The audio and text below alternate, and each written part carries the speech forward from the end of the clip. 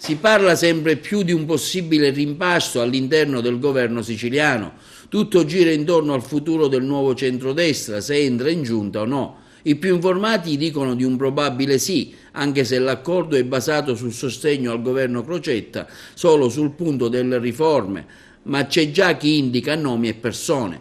Certo è che all'interno del nuovo centrodestra si è aperta una fronda tra chi sostiene il governatore e chi è convinto di no, come ad esempio dichiara oggi il presidente dei senatori di Area Popolare NCD-UDC Renato Schifani in una intervista rilasciata al quotidiano Il Mattino di Napoli.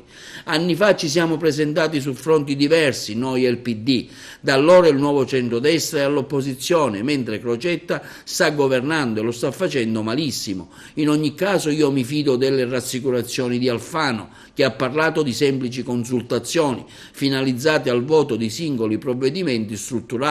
È una cosa diversa. Questo quanto affermato per l'appunto dal presidente dei senatori di Area Popolare Schifani. Ma sentiamo cosa ha dichiarato lo stesso presidente Crocetta, da noi intervistato al termine della visita del presidente della Repubblica Mattarella a Caltanissetta. L'NCD entra, Presidente?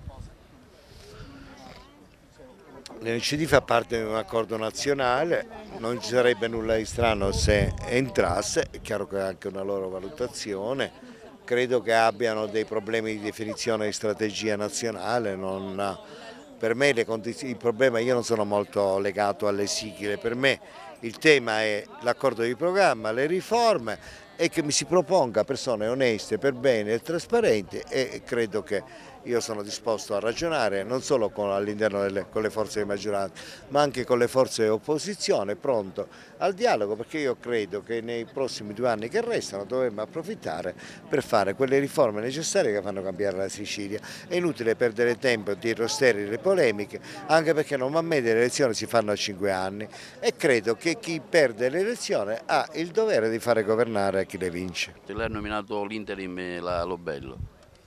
No, l'interim è necessario perché è chiaro che devo chiudere questa vicenda in modo anche conclusivo ai partiti.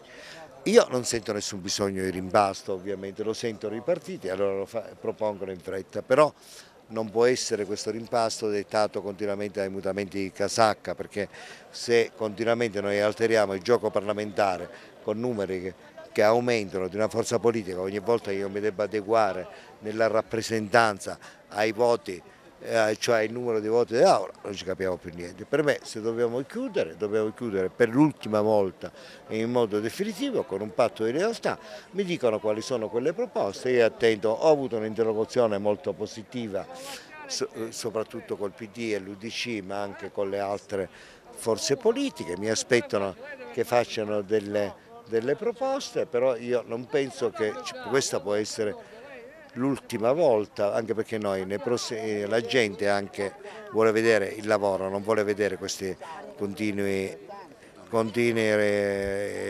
questioni, rimbaste, ma soprattutto quando questi dovessero essere dettati dalla logica di favorire i cambiamenti di casacca dei parlamentari.